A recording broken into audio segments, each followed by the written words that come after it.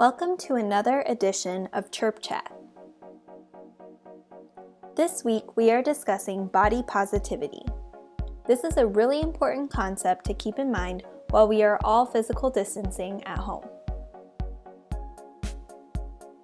We know our mind and body has a strong connection. This is why mental skills training and taking care of our mental health is so important for our performance in sport. Of course, we know we need to take care of our body as well to optimally perform. This can be a difficult time for athletes around the world as they are adapting to training from home. So it is important that as you're doing this, you remember to take care of your body and mind during this time so you are ready to go when you get back to training on campus and beyond. There is a big myth in sport culture that losing weight translates into better sport performance. This isn't really true. Research shows there is not actually an optimal weight or body fat percentage that will lead to superior performance in sport. In fact, weight loss is more likely to impact your performance in a negative way for males and females because it could create a loss of power or strength, fatigue, malnutrition, loss of endurance, coordination, or speed, and increased risk for muscle cramps or even injury. Building up positive body image can help prevent this from happening. Positive body image is an overarching love and respect for the body that allows you to appreciate the unique beauty of your body and the function it performs, accept and admire your body, feel beautiful, comfortable, confident, and happy, emphasize your body's assets instead of dwelling on its imperfections, have a mindful connection with your body's needs, and filter out the negative information that threatens body acceptance. While weight loss can negatively impact your performance, actually having an appreciation for your body has been shown to increase confidence in sport and your ability to successfully pay close attention to a specific task. Now let's talk about how we can build some body positivity. Step 1. Take care of yourself. Sounds simple, right? You may have learned by now that sometimes doing some of the most basic things can be a challenge during this time of great uncertainty. Let me ask you a question. How have you typically cared for your body? Are you maintaining those same things now? It is extremely important that we are obtaining an adequate amount of sleep and eating appropriately. An important tip to help take care of ourselves is to pay close attention to the cues your body is constantly giving you. Our bodies are great at telling us when we're hungry, thirsty, tired, or maybe physically exhausted. Your body will tell you what it needs, but it's up to you to pay attention and listen. Step 2. Strive for balance. Consider how many hours you are spending training during this time.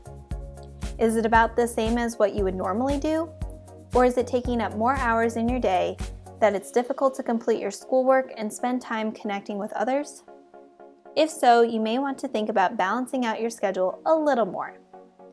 Now is as good a time as ever to take a step back and remember all of the reasons you love your sport and why you started doing it in the first place.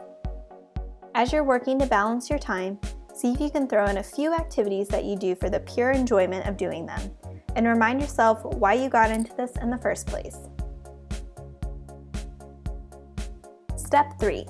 Connect. Finding ways to socially connect with others is a great coping skill. Take advantage of this time off campus to connect with those who maybe you haven't seen or talked to in a while. Connecting with people both in and out of your sport is another way of creating balance in your life. It's also important to surround yourself with others who model body positivity and acceptance. Step 4. Be mindful of media. Take a quick look through your social media accounts. What types of content are you viewing?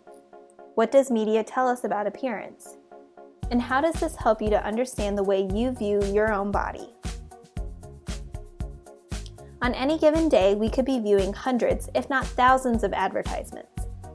As we're viewing media content, it's important to keep in mind that the point of advertising is usually to sell us something. So we have to be wary of what media is being presented to us, why, and maybe what editing or effort went into the creation of that image. We encourage you to critically think about the media you subscribe to and filter or block out any negative images or messages. Step 5. Self-compassion and appreciation. How would you respond to a close friend who is going through a rough spot? Self-compassion involves acting the same way towards yourself when you're having a difficult time, when you fail, or when you notice something you don't like about yourself, as you would if it were someone else you really cared about. Instead of ignoring of any feelings of discomfort, having self-compassion can involve asking what you can do to take care of yourself in that moment. It means honoring and accepting that we are human, and we are not perfect. In order to develop body positivity, we have to learn to balance an acceptance of what we may not like about ourselves, while also appreciating our bodies for what it does for us. Think about this. What does your body provide you? An ability to breathe, fight off illness, walk, an athletic ability, and millions of other things. Focusing on body function instead of appearance can help build body positivity. We can practice body appreciation by using the same mental skills that we typically use in sport, like practicing positive self-talk, mindfulness, thought replacement, and other relaxation techniques such as progressive muscle relaxation. Okay, let's take a second to recap. 5 ways to increase body positivity are: listen to your body and take care of yourself mentally and physically. Strive for balance. Connect with others, especially those who model body positivity. Be mindful of negative messages you may be receiving from media you consume. And practice self-compassion and appreciation for your body and its functions. But one of the best ways to build body positivity is to have great self-awareness. Here are a few things to keep in mind as you go about your daily activities. 1. How does your body shape and size relate to your motivation to train as an athlete? Number 2. Pay attention to your own comments and behaviors about size, shape, and comparisons between yourself and others. Number 3. Be a role model for other athletes and create a culture of body positivity within your sport. Before we wrap up today, I wanted to leave you with a few helpful resources.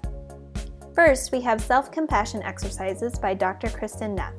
Her website has a number of different meditation exercises to practice self-compassion and body appreciation. Next is positivepsychology.com, how to practice self-compassion. On this website, you will find a number of activities to reflect and practice being kind to ourselves. The National Eating Disorders Association website has lots of great information and tips for balancing eating and exercise. Similarly, the NCAA Mind, Body, and Sport Eating Disorders webpage also has great information to check out that is specific for college athletes. It's important to note that although a few of these resources are aimed more at eating disorders, you don't actually have to have an eating disorder to benefit from the information on these sites. And last is the Ball State University Counseling Center. Their outreach webpage has tons of great self-help resources for you to check out. And if you have any questions or concerns, you can always give them a call. All of these websites will be listed in the video description for your convenience. Thanks for joining us this week. Be sure to check back in for more Chirp Chat updates on ways we can continue to strengthen our game and keep moving onward.